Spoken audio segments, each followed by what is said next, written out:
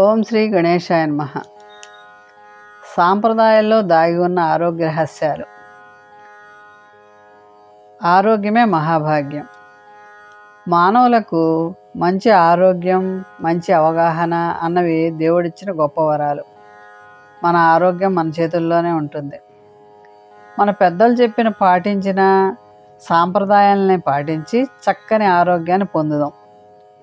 వివిధ పుస్తకాల నుండి సేకరించిన విషయాల్ని మీకు తెలియజేస్తున్నాను. దేవాలయంలోకి వెళ్ళే ముందు కాళ్ళు కడుక్కోవాలని మన పెద్దలు చెప్తారు.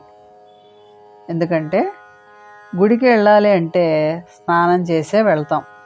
అయినా గుడి బయట ఉన్న పంపు వద్ద కానీ బావి వద్ద కానీ మళ్ళీ కాళ్ళు కడుక్కొని వెళ్తాం.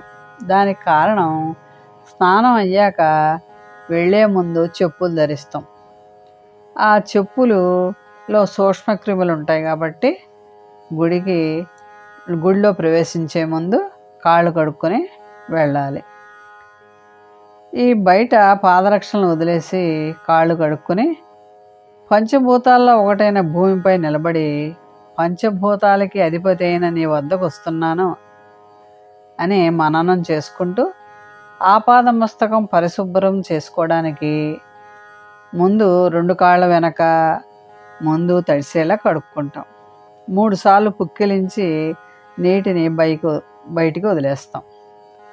దేవా, శరీరము వాక్కుకి మూలకారకమైన నాలుక నోరు కూడా శుభ్రపరుచుకొని నీ ముందుకు వచ్చి ప్రార్థిస్తున్నాం కావున మమ్మ దీవించు అని అర్థం.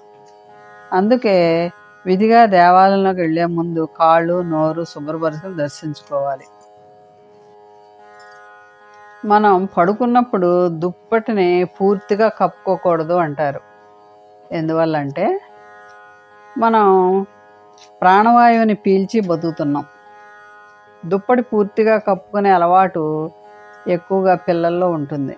దానివల్ల ఎక్కువసార్లు ప్రాణవాయువు అందక అనారోగ్యాలు సంభవిస్తూ ఉంటాయి. అందుకే అలా పడుకోకూడదు అని మన పెద్దలు చెప్తూ ఉంటారు. చిన్నపిల్లలు అలా పడుకుంటే వెంటనే సరిచేయడం కాకుండా పిల్లలకి అర్థమయ్యేలా వివరిస్తే వారు పూర్తిగా మొహం దాకా కూడా దుప్పటి కప్పుకోకుండా చక్కగా పడుకుంటారు. మన పెద్దవాళ్ళు భోజనం చేసేటప్పుడు వెండి కంచాలను వాడుతూ ఉంటారు. అలా ఎందుకు చేస్తారో తెలుసుకుందాం. వెండి కంటికి, వంటికి, పంటికి ఎంతో మేలు చేస్తుందని చెప్తారు. వెండి కంచంలో భోజనం చేయడం వలన నేత్రాలకి చలవ కలుగుతుంది, జఠరాగ్ని పెరుగుతుంది.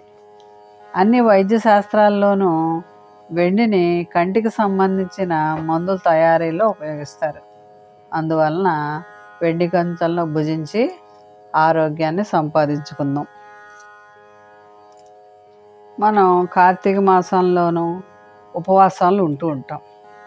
అలాంటప్పుడు ఆ ఉపవాసం ఉన్న రోజున తలస్నానం చేయమని చెప్తారు. అది ఒక సాంప్రదాయంగా మనకి మారింది. ఆ ఉపవాసం ఉన్న రోజుల్లో తలకి నూనె రాయకూడదని మన పెద్దలు చెప్తూ ఉంటారు.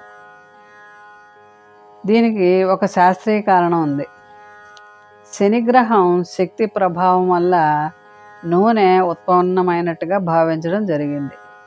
తలకు నూనె అంటుకోవడం వల్ల తల చుట్టూ ఓ తేజోవలయం ఏర్పడుతుంది. ఈ వలయం ఇతర గ్రహాల నుండి మన శరీరంలోకి ప్రసరించే అయస్కాంత తరంగాలను నిరోధిస్తుంది. కానీ ఉపవాసం పాటించే రోజుల్లో ఇది వేరుగా చెప్పబడింది. ఉపవాస దీక్షను పవిత్ర మనస్సు మరియు శరీరంతో ఆచరించడం జరుగుతుంది. కాబట్టి మన శరీరానికి ఇతర గ్రహాల నుండి మరియు నక్షత్రాల నుండి భూమిపైకి ప్రసరించే అయస్కాంత తరంగాల అవసరం ఉంటుంది. తలపై రాసిన నూనె ఈ శక్తి తరంగాల్ని మనలోకి ప్రసరించకుండా అడ్డుకుంటుంది. కాబట్టి ఇలాంటి నిషేధాన్ని ఉపవాస కాలంలో మన పెద్దలు ఏర్పాటు చేశారు. కాబట్టి ఉపవాసం ఉన్న రోజుల్లో తలకి నూనె రాయకూడదు. మన పెద్దలు గడప మీద కూర్చోవద్దు అని చెప్తూ ఉంటారు. అంటే ఈ అలవాటు చాలా కాలంగా ఒక మూఢనమ్మకంగా భావించి కొట్టేస్తూ ఉండేవారు. కానీ డ్రౌసింగ్ రాడ్ను కనుగొన్న తర్వాత గడపపై కూర్చోవడం అనేది శాస్త్రీయ అంశం ఉంది దానిలో అని తెలియవచ్చింది. డ్రౌసింగ్ రాడ్ అనే పరికరాన్ని తలుపు ఫ్రేమ్ వద్ద ఉంచిన అక్కడ ప్రతికూల శక్తి దిశలా వెదజల్లబడడం మనం గమనించవచ్చు. అందుకే మన పూర్వులు గడపలో కూర్చోవడం నిషేధించారు. ఈ నిషేధానికి కారణం తలుపు ఫ్రేమ్ వద్ద ప్రతికూల శక్తి ప్రసారం ఉండటమే కారణం. ఈ ప్రతికూల శక్తి కారణం తలుపు ఫ్రేము చతురస్రాకారంలో ఉండటమే. ఈ విషయాన్ని గ్రహించి మన పూర్వీకులు దేవాలయాలు మరియు చర్చిల ద్వారా వద్ద పైభాగం వంపుగా ఆర్చీల మాదిరిగా నిర్మించారు. చైనీయులు కూడా తమ తలుపులను పైభాగంలో వంపుగా అమర్చి నిర్మిస్తారు. అయినా గడపని మహాలక్ష్మితో పోలుస్తారు కాబట్టి గడపపై కూర్చోకూడదు. మనం యాత్రలకు వెళ్తూ ఉంటాం. ఆ యాత్రలకు వెళ్ళినప్పుడు ఇంటిలోని దేవతా విగ్రహాలను ఏం చేయాలి అనే సందేహం వస్తూ ఉంటుంది. మనం ప్రతినిత్యం దేవతార్చన, దేవతా యంత్రాలు, దేవతా విగ్రహాలు నిత్యం దీపధూప నైవేద్యాలతో అర్చించిన కొలది అవి శక్తివంతమై ఉంటాయి. అయితే మన జీవితంలో గృహస్థ ధర్మం ఆచరించే సందర్భంలో భాగంగా బంధువుల ఇళ్లకు శుభాశుభ నిమిత్తం ప్రయాణం చేయవలసి రావడం, తీర్థయాత్రలు చేయవలసి రావడం జరుగుతూ ఉంటుంది. అలాంటి సందర్భంలో దేవతా విగ్రహాలని, దేవతా యంత్రాలని, దేవతార్చనల్ని బియ్యం డబ్బాలో పెట్టి మూత వేసి ఉంచి తిరిగి వచ్చిన తర్వాత వాటికి సంప్రోక్షణ చేసి ప్రాణప్రతిష్ఠ చేసి యథావిధిగా నిత్యం దీపధూప నైవేద్యాలతో అర్చించుకోవచ్చు. ఇది పెద్దలు ఏర్పరిచిన ఆచారం. ప్రయాణానికి వెళ్ళేటప్పుడు దేవతార్చన, దేవతా విగ్రహాలు, దేవతా యంత్రాలను ఉంచిన బియ్యంతో వంట చేసి దేవతా నివేదన చేయటం ఆచారంగా ఉంది. సంధ్యాకాలంలో ఏమేమి జాగ్రత్తలు తీసుకోవాలో తెలుసుకుందాం. సంధ్యాకాలం విశిష్టత గురించి ఎంత చెప్పినా కూడా తక్కువే. లక్ష్మీదేవి అనుగ్రహించే కాలం సంధ్యాకాలం. యోగశక్తిని పెంపొందించుకోవడానికి అనుకూలించే కాలం సంధ్యాకాలం. అటువంటి సంధ్యాకాలంలో వీలైనంత శుచి, శుభ్రత, ప్రశాంతతలు పాటిస్తే మనిషికి జీవనం చాలా చక్కగా నడుస్తుంది. అందుకే మన పెద్దలు శుచి, శుభ్రత, ప్రశాంతతలు దృష్టిలో ఉంచుకొని కొన్ని నియమాలని అందించారు. ఉభయ సంధ్యల్లోనూ మనం మన నివాస పరిసరాలు శుభ్రం చేయటం, స్నానాధికాలు పూర్తి చేయడం, ఉభయ సంధ్యల్లోనూ దీపారాధన చేయటం, అవకాశం ఉన్నంత వరకు దైవారాధన చేయడం, జ్ఞానంతో మౌనంతో ప్రశాంతత చిత్తం కోసం మెడిటేషన్ చేయటం వంటివి ఏర్పరిచారు. అందుకే స్త్రీలను సంధ్యాకాలంలో ఇల్లు వదిలి వెళ్ళొద్దని పెద్దలు చెప్తూ ఉంటారు.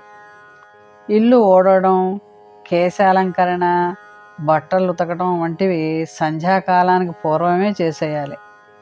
ఇటువంటి నియమాలు పాటించిన వారికి ఇంట్లో లక్ష్మి స్థిరంగా ఉంటుంది. అంతేకాక మన ప్రాంతీయ ఆచారాలు కూడా తెలుసుకుని ప్రవర్తించడం చాలా అవసరం. ప్రాతఃసంధ్యలో ఇంటి ముందర ముగ్గు, ఇల్లాలు వేయటం, సాయం సంధ్యలో తులసి దగ్గర దీపం వెలిగించడం ద్వారా కుటుంబ సమస్యలు తీరగలవని పెద్దలు చెప్తున్నారు. అలా దీపారాధన చేయటం వల్ల సూక్ష్మజీవులు ఇంటిలోకి ప్రవేశించవు, అందరికీ ఆరోగ్య భాగ్యాలు కలుగుతాయి. మోహన్వాణి ఛానల్ వారికి ధన్యవాదాలు. వినండి, వినిపించండి, వింటూనే ఉండండి. వినండి, వినిపించండి, వింటూనే ఉండండి. మోహనవాణి తెలుగు పాడ్కాస్ట్ మీరు వింటున్నారు. మోహనవాణి. ఇంతవరకు మన ఛానల్కి ఎవరైనా సబ్స్క్రైబ్ చేసుకోకపోతే ఇప్పుడే ఈ క్షణమే సబ్స్క్రైబ్ చేసుకుని ఆ పక్క నుండి బెల్ బటన్ మ్రోగించి మమ్మల్ని ప్రోత్సహిస్తారని మనస్ఫూర్తిగా కోరుకుంటూ, సర్వేజన సుఖినో భవంతు, లోకా సమస్త సుఖినో భవంతు. ధన్యవాదాలు. స్వస్తి.